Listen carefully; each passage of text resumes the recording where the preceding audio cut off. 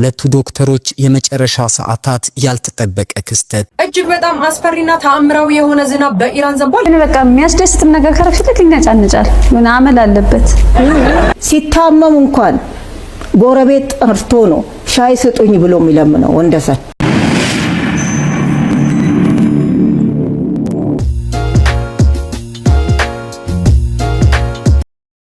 ሰላም እንዴት ናችሁ? ዛሬ እንግዲህ በአዲስ ቪዲዮ ወደ እናንተ መጥቻለሁ። ነገር ግን ከቪዲዮ በፊት ያው ቪዲዮ መልቀቅ ከጀመርኩ ሰንበትበት ብያለሁ። ነገር ግን ሰብስክራይብ ምንም እየጨመረ ስላልሆነ ፕሊዝ ይሄን ቪዲዮ የምታዩ በሙሉ ሰብስክራይብ አድርጉልኝ። በታማኝነትና በቅንነት ከጎኔ እንድትሆኑ ሰብስክራይብ በማድረግ እንድትደግፉኝ እንድታበረታቱኝ ስል በትህትና ጠይቃለሁ። ደግሞ ቪዲዮን ካያችሁ በኋላ እኔ ማስተካከል ያለብኝ ነገር ካለ ጠቆም እንድታረጉኝ በኮሜንታችሁ ስል እጠይቃችኋለሁ። ደግሞ የምለቀው ቪዲዮ ቶሎ እንዲደርሱት የደውል ምልክቷን መጫን አይርሱ። የዘመናችን ፍቅር እስከ መቃብር የተባለለት እጅግ ልብ የሚነካ እውነት፣ የሁለቱ ዶክተሮች የመጨረሻ ሰዓታት ያልተጠበቀ ክስተት፣ ብዙሃኑን ያነጋገረው አሳዛኙ ታሪክ እነሆ በመጨረሻም በሞት ተደመደመ። ታሪኩን የሰሙ በሙሉ እውን እንዲህ አይነት ፍቅር ግን ዛሬም ድረስ አለ ወይ ሲሉ የጠየቁበት ፊልም የሚመስለው ነገር ግን በእውነተኛው ዓለም ተፈጽሞ የተመለከትነው ይሄ እጅግ አሳዛኝና ልብ ሰባሪ ክስተት በሼክስፒር የምናብ ታሪክ የምናውቃቸውን ሮሚዮና ጁሊየትን አሊያም በሐዲስ ዓለማየሁ የመጽሐፍ ገጾች ውስጥ የሰፈሩትን የፍቅር ተምሳሌቶች ሰብለና በዛብህን በገሃዱ ዓለም ያስመለከተን መሆኑን ታሪኩን የሰሙ ሁሉ የሚመሰክሩት እውነታ ሆኗል። አዎ የዶክተር አቤኔዘርና የዶክተር ሜሮን እስከ ሞት የዘለቀው ፍቅር በመጽሐፍ የተጠረዘ ልብ ወለድ አሊያም በምስል የተሰነደ የፊልም ስክሪፕት ሳይሆን በእውነተኛው ዓለም ያውም ፍቅር ጥቅም ሆኗል በተባለበት በዚህ በእኛ ዘመን የተፈጸመ እውነተኛ የመስዋዕትነት ታሪክ ነው። ከተማሪነት እስከ ሐኪምነት የዘለቀው የሁለቱ ፍቅር በብዙ ፈተናዎችና ውጣ ውረዶች ውስጥ ቢያልፍም በስተመጨረሻም ግን እጅግ በሚያሳዝን አጋጣሚና ሁኔታ በሞት ተደምድሟል። አቤኔዘር መዳን በማይችል በሽታ የታመመችውን ፍቅረኛውን ሜሮንን ለማዳን የቻለውን ሁሉ ቢያደርግም ከሞት ግን ሊታደጋት ፈጽሞ አልተቻለውም። ይህንን የተረዳችውና ከገጠማት ከባድ ህመም እንደማትድን ያወቀችው ሜሮንን ብትሆን እባክህን እኔን ተወኝና ሌላ ህይወትን ጀምር፣ የኔና ያንተ ነገር አብቅቶለታል ስትል የአልጋ ቁራኛ ካደረጋት ህመሟ ጋር እየታገለች አቤኔዘርን ብትማጸነውም እሱ ግን ሊሰማትም ሆነ ሊተዋት አልፈቀደምና በስተመጨረሻም ማንም ያልጠበቀውን ውሳኔ ወስኖ የፍቅር ታሪካቸውን የመጨረሻ ምዕራፍና አሳዛኝ ፍጻሜን በራሱ ብዕር ጽፎ ባልተጠበቀ መልኩ ደመደመው። ዶክተር አቤኔዘር ጌታቸውና ዶክተር ሜሮን ደምሌ በጎንደር ሆስፒታል በትምህርትና በስራ ላይ የነበሩ ሲሆን በተቋሙ ውስጥ በነበሩበት ወቅት ፍቅረኛሞች እንደነበሩ ይፋ ተደርጓል። የሚያውቋቸው ሁሉ የነበራቸውን መቀራረብና መዋደድ ደስ የሚል እንደነበር መለስ ብለውም ታሪካቸውን ያስታውሳሉ። ነገር ግን ዶክተር ሜሮን ባጋጠማት የማይድን ህመም ምክንያት በተደጋጋሚ ጊዜ ለዶክተር አቤኔዘር የራሱን ህይወት እንዲኖርና ህይወቱን እንዲያስተካክል ስትነግረው እንደነበረም ጓደኞቻቸው ታሪካቸውን መለስ ብለው ባስታወሱበት ንግግራቸው ውስጥ ገልጸውታል። ዶክተር ሜሮን ለረጅም ጊዜያት በህክምና ብትረዳም ህመሟ ግን ለውጥ ሊያመጣ ለመቻሉ ቢታወቅም በርከት ላሉ ቀናት ሆስፒታል ውስጥ ገብታ ተኝቶ መታከም ሲደረግላት ቆይታለች። ነገር ግን ይህም ህክምና ለውጥ ሊያመጣ አልቻለም። ዶክተር ሜሮን ከ3 ዓመታት በላይ የቆየ ህመም ነበረባት። በአዲስ አበባ የተለያዩ ሆስፒታሎችና ጎንደር በሚገኘው ሪፈራል ሆስፒታልም ጭምር ስትታከም ቆይታ ታህሳስ 3 ቀን ግን እንድትተኛ ተደርጋለች። ዶክተር አቤኔዘርም በሆስፒታል ውስጥ ሲከታተላትና ሲያሳክማት የቆየ ሲሆን ምሳ ከውጭ አምጥቶ ላይ ከተኛችበት ቀስቅሶ አብልቷትም ነበር። እገዛ በሚያደርግላት ወቅትም የራሱን ህይወት እንዲመራና እንደማትድን ስትነግረው እንደነበር ጓደኞቻቸው ሁኔታውን አስታውሰው ተናግሯል። በዚህ ሁኔታ ውስጥ እንዳሉ ታዲያ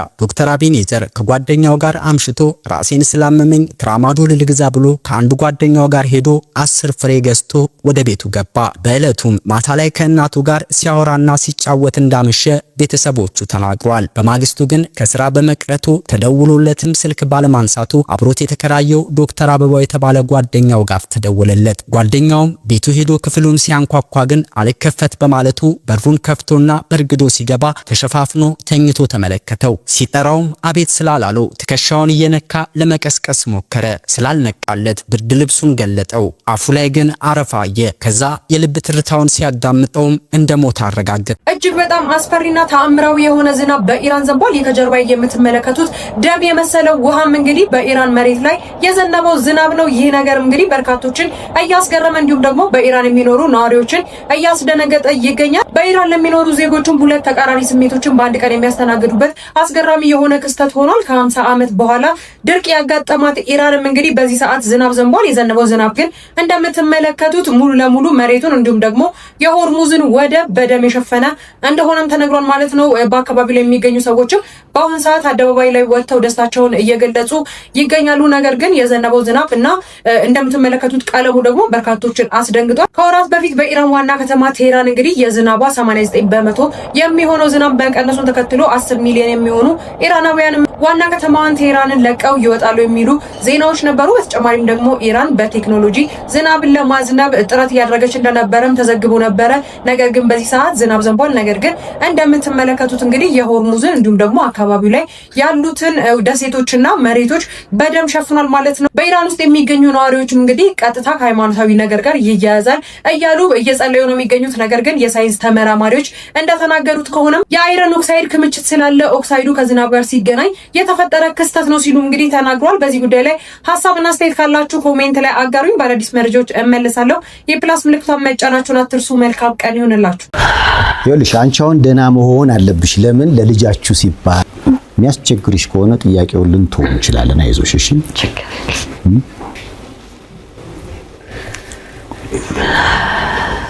አይዞሽ መቼም ያው ሰው የሆነውን ነገር ማወቅ ስላለበት ነው። ሀዘን እንደሚፈጥርብሽ አውቃለሁ። ሄዳለሁ እውነቱ ይውጣ። በቃ ይፈረድብኝ። ያለ መዝብ ፈርዶብኝ የለ አሁንም ይፍረድብኝ በድዬ ከሆነ በቃ አሁን በፊት ለፊት በእናንተ ፊት ቀርባ አዎ አስወጥተውኛል። አይ አብዬ ነው ውሸቴን ነው የምትለውን ቃል ደግሞ እፈልጋለሁ።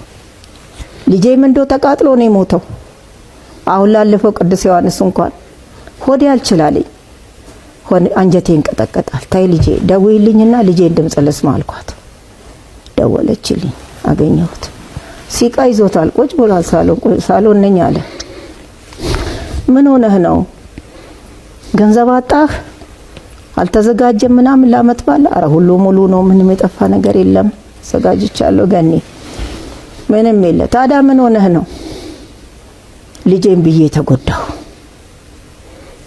እኔ እኮ እሷ አዛው ትተኛ ልጅቷን ይዛ አባትህ ጋር ሆነ አልኩ። በቃ ልቀቃት፣ ትተኛ፣ ታሳድግ። እዚህ ቆይ ልጨርስልህ። አሁን የኔ ጌታ ሰይፍዬ እኔ እወድሃለሁ፣ በእውነት ነው የምልህ። እሺ እወድሃለሁ። እውነተኛ ሰው ነው፣ እውነተኛ ሚዲያ ነው። እኔም የመጣሁት ለዚህ ነው። እስከዛሬ ስንቱ ሚዲያ ላይ ስራገብ ስሜ ሲጠፋ ያልወጣሁት የፈለገ ይሁን ብዬ ነው የተቀመጥኩ። አንተ ጋር ስለደረሰ ግን መጣሁኝ። እሺ በቃ አሁን እኔ ጸብ የሌለን ከኔና ከሰላም ጋር ነው። እሱንማ ስታሽረው ነው የኖረችው። በቃ ልጄም ሲሽር ነው የኖረው። ድብን እያለ አንጀቱን እንዲያሰረ ሲታመም እንኳን ጎረቤት ጠርቶ ነው ሻይ ስጡኝ ብሎ የሚለምነው። ወንደሰን ሆዱን ያመዋል። የማውቀው ህመም ተነስቶ መጥቶበት እባካችሁ ሻይ ስጡኝ፣ ሙቅ ነገር ስጡኝ፣ ሆዴን ልሞት ነው ብሎ ከግርግዳ ሆዱን ለጥፎ ነው አሉ የሚለምነን። እሷ ግን እየሰማች ዝም። ምን የምታረግልን ነገር የለም። ይቅር እኔ ምንም ከዚህ በላይ መድኃኒዓለም ይፍረደው ሁሉን ነገር እሱ ይናገርልኝ። በልጄም በኩል በሌላም በኩል ያለው አሁን ህርቅ የሚባለው ስሜን ልም ማርጋ አጥፍታ በከተማ በአሜሪካን ቤት ስማችን ልም ብሎ ጠፍቶ ልጄ ተጠልጥላ እንደ ነፍሰ ገዳይ እንኳን በፌስቡክ አይበተንም። ፎቶ በየግርግዳው ምናልባት በትኖ ያ ነፍሰ ገዳይ ይፈለጋል። የኔ ልጅ ለትልቁ ለትንሹ ለወዳጇ ለምኗም ለልጆቿ ሞራል እልም ብሎ ጠፍቶ ልጄ ስሟ እኔ ምን ልም ብዬ ጠፍቼ በምን አይነት መልኩ ነው ይቅርታ ምን ደራረገው? አሃዱ ብላ ይቅርታ ከፈለገች የኢትዮጵያን ሕዝብ አስቀይማለች። በቃ ይቅርታ ትጠይቅ። እነዚህ ሰዎች አላሉኝም፣ ውጪም አላሉ። ፈጥሬ ነው እኔ ነኝ ይሄን ነገር ያደረኩት። በሰዎችም ተግፋፍቼ ይሆን በራሴም ይሁን አርጌዋለሁ። ግን የኢትዮጵያ ሕዝብ ይቅር በሉ፣ ጥፋቴ ነው ብላ አደባባይ እኔን እንዳሰጣችኝ አደባባይ ወጣ እሷ ካልተናገረች ከሷ ጋር ምንም አይነት ንግግር የለኝም። ልጄን ግን ፈልጋታለሁ። ትስጠኝ። አሳድጋለሁ። ይፍረደኝ የኢትዮጵያ ሕዝብ፣ እናንተ ፍረዱ። አንድ ምልህ ደግሞ አለ መጨረሻ ይቅርታ፣ በኮሜዲያኖቹ በኩል ኮሜዲያኖቹ ነው የሚባለው አይደል? እየመጡ እያጽናኑኝ አይዞሽ እያሉኝ አውልቶ የሚሰራ ምናምን እያሉ እያማከሩኝ ነው። በቁጥር ነው የከዱኝ። ወንደሰንንም የከዱት በቁጥር ነው። ዳንኤል የሚባለው ጎበዝ ወንደሰን የ15 ዓመት ጓደኛዬ ነው አለ። እንኳን 15 ዓመት ለ5 ደቂቃ የሚያውቀው አልመሰለኝም። እኔ ከጎኗ ቆማለሁ። ልጅቷንም እሷንም ሞራል እየሰጠ እኛን አደባባይ ያወጣን ዳንኤል ነው። መጥቶ ማዘር ምንድነው የተፈጠረው? ጓደኛው የእውነት ጓደኛው ከሆነ የሚወደው ከሆነ ምንድነው የተፈጠረው? እንዴት በእናንተ መካከል ይሄ ነገር ይፈጠራል? ወንድዬ ትናንትና ሞቶ ለምንድነው እንዲህ የሚሆነው? እቺስ ልጅ ለምንድነው የምትንገላታው ብሎ ለምን አይጠይቀኝም? ያቀኛል። ወንዴ ጓደኛው ነው። መጥቶ ከሁለት ወገን ለምን አጣራም? እንደ ሽማግሌ ለምን አይሆንም? በሆዱ ይዞ ነው የሞተው። ሆዱ ውስጥ አርግዞ ነው የሞተው። ወንደሰን ሆዱ ውስጥ ነው ያረገዘው፣ አርግዞ ነው የሞተው ብሎ ችግሩን ተናግሮለታል። ይሄ ምስክርነት ነው። እግዚአብሔር ይስጠው። አመሰግናለሁ። እሺ እንግዲህ እዚህ ድረስ መጥተው የነሱንም ሐሳብ ስላካፈሉን የወንደሰን አውራሪስን ቤተሰቦች ከልብ ነው የማመሰግነው። የኛም ሐሳብ መካተት አለበት ስላላችሁ ነው የጋበዝኳችሁ። ቢቻል እርቅ ቢወርድ ብትስማሙ መሃላችሁ ይህንን ቤተሰብ የምታቀራርብ ልጅ ስላለች ለሷም ሲባል ይህን ነገር በደንብ ብታስቡበት የተሻለ ነው። አሁን ግን ቅድሚያ ሁላችሁም ሀዘን ላይ የሚገርም ነገር ነው። አሁን ወንደሰን አውራሪስ እናት በጣም የሚገርሙ እናት፣ እንደዚህ አይነት እናት እንደው ባይኖር ይሻላል። እናት የእናትን ባህሪና የእናትን ፍቅር የሚያሳጡ የእናትን ምስጋና የሚያሳጡ ሴትዮ ናቸው። በጣም በጣም ጧት ሙሉን አይቼዋለሁ። እናት ልጇ ሲወልድ ክርስትና ሲያስነሳ ልደት ሲያረግ ፕሮግራም ሲያረግ አንድ ቀን መታ የልጁን የተወደቀ ወንደሰን ምን አይነት ሚስት ነው ያገባው አማሽ ነኝ ብለው አንድ ቀን መተው ሳያዩ አሁን ለቀብሩ ጊዜ መጡ ሊቀብሩት።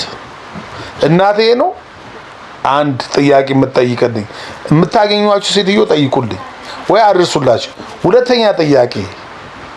ሁለተኛ ጥያቄ ባላቸው አባባ እሳቸው እንዲህ ክስት ብለው እውነት የለበሱት ሱፍ ነው እንጂ ሰው ያስመሰላቸው ከሰውነት ወጥተው በዚህ እድሜያቸው 25 ዓመት ነው እንግዲህ ጡረታ ከወጣው 30 ምናምን ዓመት አገልግለዋል። እነዚህ ሰውዬ ጥለው እሳቸው አሜሪካ በዚህ እድሜያቸው ፊታቸው ነው የኔ ፊት ተጨማዷል። በዚህ እድሜያቸው እንደዚህ አምሮባቸው እንዲህ ሆነው ሰውዬው እንዲህ ከሰው እየለመንኩ ነው የምበላው ከኔ አጠገብ ያለች ጎረቤት ናት ለምና ከልጆቹ ጋር እንድበላ የምታረገኝ ሲሉ እሷ ባሏን አልተንከባከበችም። ባሏን ሲታመም ዞር ብላ አታየውም የሚሉ ሴትዮዋ እሳቸውስ መቼ ነበሩ ቦታው ላይ? አንደኛ እሳቸውስ ባላቸው እንዴት መቼ ተንከባከቧቸው? ሽማግሌው እንደዚህ ከሞት መለስ ናቸው እኮ ሽማግሌው ሞተዋል እኮ ሱፍ አልብሶ አስቀመጧቸው እንጂ ሰውየው በቁማቸው ሞተዋል። ሽማግሌው ሻይ እንኳን የሚሰጠኝ የለም ሲሉ የሚስት አጋሬ ነው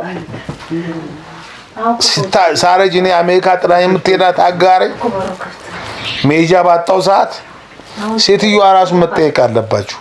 አንድ ቀን መተው ሳይጠይቁ አሜሪካ እየኖሩ በአካል እንኳን ማቋት ልጅ አሁን ለቅሶ መተው ቀብረው ስሜ ጠፋ። ለስማቸው ነው የተጨነቁት። የሱ ሞት አላስጨነቃቸው። አርሱላቸው ሴትዮዋ ይሄን ሁለቱን ጥያቄ ይመልሱልኝ። አንደኛ ሰውየው ሽማግሌ ለምን ጥለዋቸው ሄዱ? ሁለተኛ እስከ ዛሬ ድረስ ለምን ልጆቹም መተው አላዩም? ልጁ በቁም መተው ለምን አላዩትም? ይሄን ጥያቄ ጠይቁልኝ። ምን አይነት አሮጊት ናት በእናታችሁ?